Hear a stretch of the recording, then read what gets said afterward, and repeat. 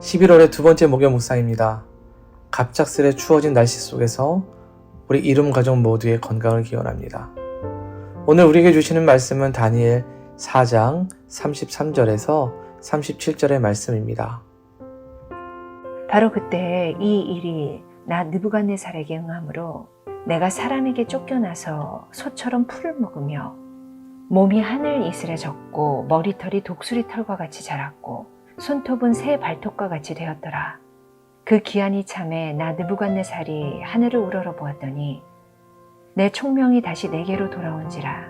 이에 내가 지극히 높으신 이에게 감사하며 영생하시는 이를 찬양하고 경배하였나니 그 권세는 영원한 권세요 그 나라는 대대에 이르리로다. 땅의 모든 사람들을 없는 것 같이 여기시며 하늘의 군대에게든지 땅의 사람에게든지 그는 자기 뜻대로 행하시나니 그의 손을 금하든지 혹시 이르기를 네가 무엇을 하느냐고 할 자가 아무도 없도다. 그때 내 총명이 내게로 돌아왔고 또 내 나라의 영광에 대하여도 내 위엄과 광명이 내게로 돌아왔고 또 나의 모사들과 관원들이 내게 찾아오니 내가 내 나라에서 다시 세움을 받고 또 지극한 위세가 내게 더하였느니라. 그러므로 지금 나 느부갓네살은 하늘의 왕을 찬양하며 칭송하며 경배하노니 그의 일이 다 진실하고 그의 행하심이 의로우심으로 교만하게 행하는 자를 그가 능히 낮추심이라. 오늘 말씀은 느부갓네살 왕의 두 번째 꿈에 관한 이야기 가운데 마지막 부분입니다. 여러분, 우리 주위에는 한 명쯤 자신이 굉장히 잘났다고 하는 사람이 있죠?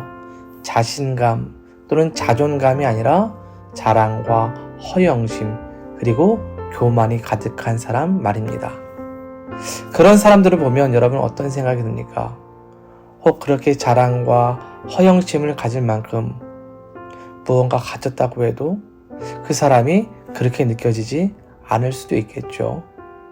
또 세상에서 그렇게 많은 것을 가졌다고 할지라도 그 사람이 하나님보다 더 크고 높아질 수 있을까요? 오늘 본문에 등장하고 있는 느부갓네살 왕은 당시 유럽 지역을 제패한 바벨론 제국의 왕이었습니다. 사실 그는 자랑할 만하고 자신을 높일 만한 많은 것들을 가지고 있었습니다. 그러기에 그가 30절에서 이렇게 말하죠. 나 왕이 말하여 이르되 이 큰 바벨론은 내가 능력과 권세로 건설하여 나의 도성으로 삼고 이것으로 내 위엄의 영광을 나타낸 것이다 라고 말해요. 자신이 가진 힘과 권세와 영광을 자랑했던 거죠. 그런 그가 두 번째 꿈을 꾸었어요. 이 꿈에 대해서 알고자 지혜자들을 불러 모았고 그것을 다니엘이 해석해 주었습니다. 이 꿈은 장차 느부갓네살이 대적에게 공격을 받아 7년 동안 어려움을 당한다는 것이었습니다. 이 일은 지극히 높으시니 다시 말하면 하나님께서 이루어 가시는 일입니다. 그래서 다니엘은 이 일을 통해 하나님의 다스림을 알게 될 것을 이야기하며 이제 느부갓네살 왕이 공의로 백성을 다스리고 가난한 자를 긍휼히 여기고 자비의 모습을 보여주라고 권면하여 그렇게 하면 왕의 나라가 평안함을 얻을 수도 있다고 말하죠. 그런데 느부갓네살이 어떻게 합니까? 다니엘의 지혜로운 충언과 꿈의 해석을 무시해요. 내가 어떤 왕인데, 내가 건설한 나라가 내가 가진 힘이 얼만데 이것을 믿은 것이죠. 그런데 그렇게 느부갓네살이 말하고 자랑할 때에 하늘에서 전해지는 소리가 있었습니다. 31절입니다. 느부갓네살 왕이 내게 말하노니 나라의 왕위가 내게서 떠났느니라. 하나님이 이를 말씀하신 거죠. 이를 통해서 하나님은 세상의 주인, 세상을 다스리는 분이 인간이 아니라 하나님이심을 알게 하세요. 하나님께서 말씀하신 대로 느부갓네살은 어려움에 처합니다. 오늘 보면 33절이지요. 바로 그때 이 일이 느부갓네살에게 응함으로 내가 사람에게 쫓겨나서 소처럼 풀을 먹으며 몸이 하늘에 이슬에 젖고 머리털 독수리털과 같이 자랐고 손톱은 새 발톱과 같이 되었더라. 느부갓네살이 쫓겨다니고 호화롭게 먹던 음식이 아니라 풀을 먹고 화려한 왕궁이 아니라 길에서 이슬을 맞으며 자야 합니다.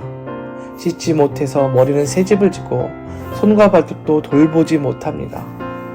하나님 말씀 그대로 응하게 된 것이죠. 7년이라는 시간을 이렇게 보내게 된 거예요. 시간이 지나서 그는 깨닫게 됩니다. 34절을 보면 그 기한의 참에 느부갓네살이 하늘을 우러러 보았더니 그는 7년이 지나고 하늘을 바라볼 때에 그가 그동안 가졌던 어리석음이 깨달아졌습니다. 그리고 지극히 높으시니 하나님의 높으심과 영광 그리고 주권을 인정하지 않을 수가 없었습니다. 그래서 그는 하늘을 우러러 자신의 교만함을 내려놓고 이제 겸손함으로 바꾸게 됩니다.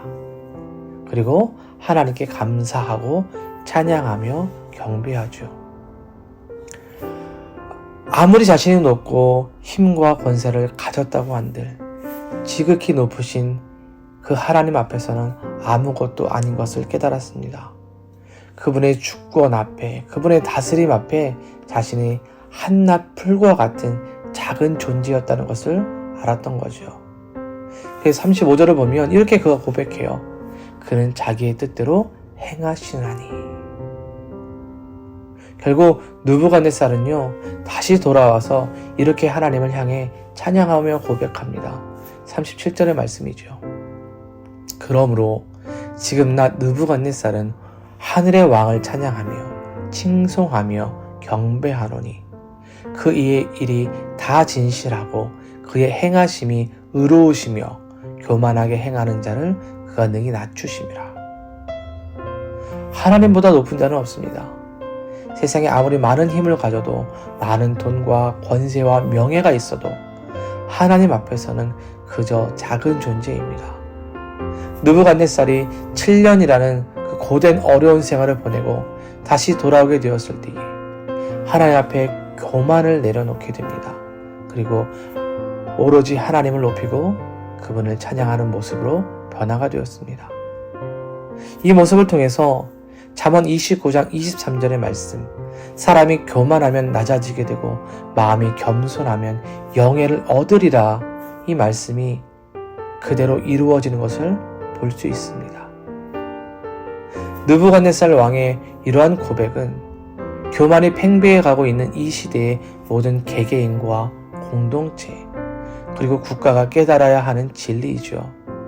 여러분, 하늘을 우러러 지극히 높으신 이를 바라보며 겸손히 하나님을 높이고 계십니까? 우리의 삶의 모든 것이 하나님께로부터 온 것임을 믿으십니까?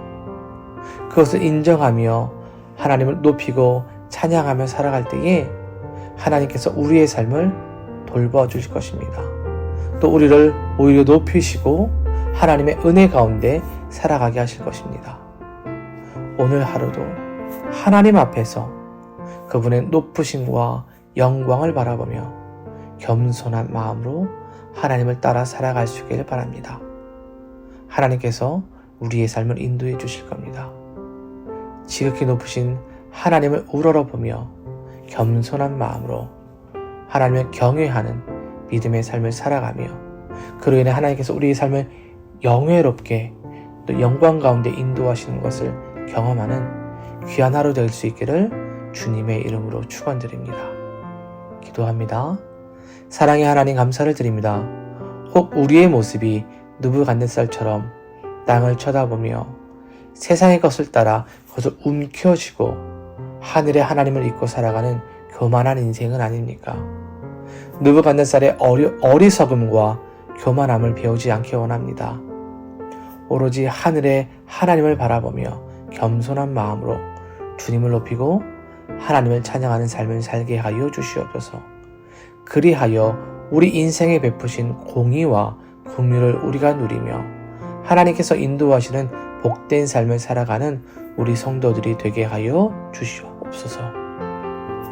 오늘도 새날을 주신 주님, 요즘 갑작스레 추워진 날씨를 보내고 있습니다. 건강과 안전을 지켜주시고 매일의 삶 속에서 하나님과 동행하며 언제나 천국과 같은 기쁨과 행복을 맛보며 살아가게 하여 주시옵소서.